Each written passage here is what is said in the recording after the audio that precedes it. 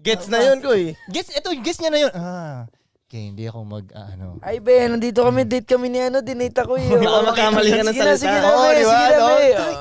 Kaya, man, ang galing nyo nga sa totoo lang. Like, Thank you. Ay, sorry. Di ba? Aminado talaga siya. Oy, joke lang. Ano lang yun, mga naririnig ko lang. Nice. Mahilig kasi ako makinig ng kwento. Mike. Alam mo ba kung anong tawag doon? Ano? Girl code. Girl code. Ngayon ko lang narinig yun.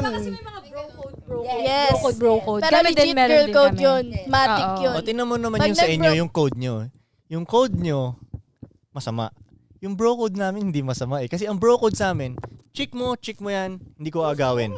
Yun ang bro code eh. Ganun ang ibig sabihin ng bro code. Basta girlfriend mo yan na yan. Ganun ang bro code. Feeling ko hindi lahat. Ano? May mga nakilala kasi akong lalaki na na kahit